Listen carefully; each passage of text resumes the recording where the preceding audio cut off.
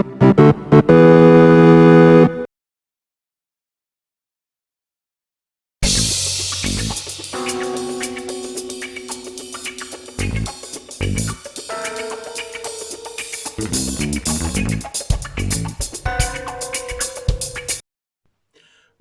hello there YouTube and welcome to this video. It's a top 10. I'm Random Ross, and I thought with 2021 coming to an end and 2022 being around the corner, I thought I would look back and rank my favourite movies, my top 10 favourite movies of 2021. So it's all my personal opinion, no one has to agree with it. If you have your own, then do share down below in the comments. So yeah, here we go. So before I go with my top 10, I'll just throw in a few honourable mentions, and they go to Candyman, The Last Duel, Clifford the Big Red Dog, Red Notice, Old, Last Night in Soho, and Army of Thieves. Okay, so let's get to my top 10. So at number 10 it is Eternals. The 26th installment, is it, in the MCU? I like where they were going with this, ancient aliens and what have you, and then bringing some new elements in there, and, you know, the risks they took with it. And I thought, yeah, it was a good movie, but I just didn't feel the hype from it. You know, it was just like, you know, I mean, it was good, but yeah, I just feel like it wasn't the best one. It was definitely set in the MCU, but we had no characters or other characters we've seen in previous movies, which I thought was okay, but yeah, I thought it, like I say, I thought it was a good one. It introduced a lot of new things that we'd not seen in the MCU before. So at number 9 is Venom, Let There Be Carnage. Yeah, this was a sequel that we've all been waiting for, and it was an enjoyable one. I thought, not as good as the first one. I mean, the humour was still there, and I love that we got to see Carnage on the big screen. And Woody Harrelson, I loved how the mid-credit scene tied in with the MCU, but yeah, I enjoyed this one still. At number 7 is... Oh yeah, one thing I forgot whilst I was editing, I forgot to put my number 8 pick in there. That is Shang-Chi, Legend of the Ten Rings. I like this one. It had some new elements in there that I'd not seen in a Marvel movie before, and it was the first, you know, martial arts movie in the MCU. So yeah, forgot to add that one in, just noticed this while editing.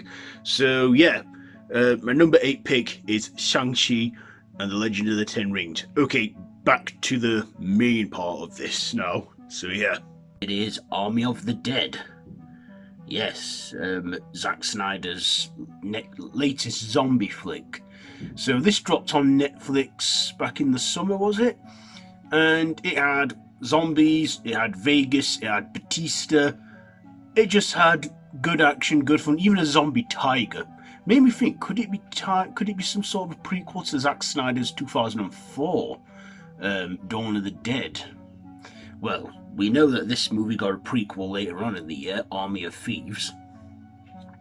So yeah, Army of the Dead, my number 7. Number 6, it is Halloween Kills. Yes, we finally got to see Michael Myers return. Being delayed a year because of the pandemic, it was so worth the wait. The kills in this were brutal. They knocked the violence up to not just 10 but 12, and I'd say this is the most brutal one since Rob Zombie's Halloween, and it was just brilliant. No screen time shared with Michael or Laurie in this one, but I think they'll be saving it for Halloween Ends that we'll see in 2022. And number 5, it is Black Widow. Again, another movie that was delayed a year because of the pandemic, where we finally get to see Scarlett Johansson return, this time leading a role, and she was just brilliant in it. One final show from her, you know, it's like a calling card, because this takes place between Captain America Civil War and Avengers Infinity War. I love the new characters we got to see in this, including Yelena, who returned in Hawkeye, the Disney Plus series, and I liked her, and I think we're going to see more from her.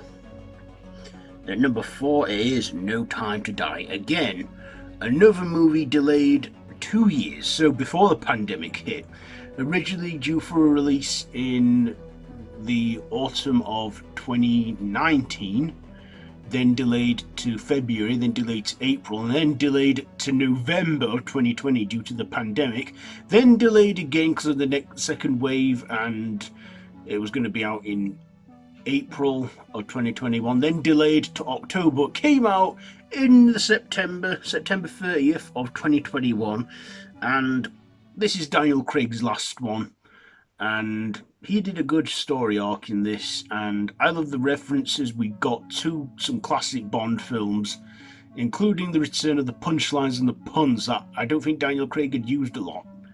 So yeah, one last show from Daniel Craig's Bond, and it was good. At number 3, it is The Suicide Squad. Working as both a sequel and a reboot from James Gunn after he was fired from Guardians of the Galaxy 3. He didn't wait about for them to take him back. He got onto production of another one, which was The Suicide Squad, and this was such a huge improvement from the previous film. We got to see Harley Quinn, because Margot Robbie, she's the only one who could play Harley Quinn, and she stood out anyway, and it was like a hat trick for her, Margot Robbie playing Harley Quinn. So yeah, maybe, Suicide Squad, Birds of Prey, and The Suicide Squad could kind of work as a little Harley Quinn trilogy in a way, can't it? So yeah, I loved the comedy and the humour we got in this, and the action. I loved King Shark, voiced by Stallone. He was just a fun, lovable character, and I liked him. Nanawe King Shark. Number 3, it is Zack Snyder's Justice League. So basically, the 2007 film was a bit of a mess because Zack Snyder had to drop out due to personal problems, and Joss Whedon picked it all up and redid a lot of it. But this cut, after many fans protesting and that, we got to see this cut. Originally meant to be a 2-part movie, but they thought, let's just bring it out on HBO Max and make it one massive 4-hour-long movie, which I think is the longest superhero movie made. And let's just say, them 4 hours were just so worth watching. I loved every second of it. The dark visuals, the improvement on a lot of the stuff. The scenes that we saw in the trailer that didn't make it into the final 2017 film, we got to see in this one, and my god, I would have happily waited for this one, if Zack Snyder had to drop out of production, because it was just so worth it, and it was just brilliant. Definitely up the violence and the tone, gave it that 15, or in America, the R rating it needed. So yeah, Zack Snyder's Justice League. And my number 1 pick, it is Spider-Man. Spider-Man No Way Home. It did a fan service to us Spider fans, and it just had everything we could ask for from a Spider-Man movie. It's still new, so I won't give too much away, but let's just say it is probably my favourite one so far, and I still get good vibes from it. I've seen it twice already because I enjoyed it that much, and let's just say, Sony sharing Spider-Man with the MCU, best decision they could make, because they've so improved it, and yeah, just brilliant. So there you go. Those are my top 10 movies of 2021. Let me know down in the comments below. Have you seen any of them? How would you rank your top 10 movies? Yeah, so that's pretty much it from this one. So have you seen any of them? Let me know down in the comments. Anyway, yeah. If you like this video, be sure to give it a big thumbs up and to share with your friends. Feel free to subscribe to my channel if you haven't already, and to hit that notification bell. All my social media links are down below in the description, along with my other 2 channels. In fact, I'm doing a top 10 horror movie one on my horror channel, Random Horror, so be sure to look out for that one if you're onto that one. So that's it from this one, so until next time, I bid you all a goodbye, friends, goodbye.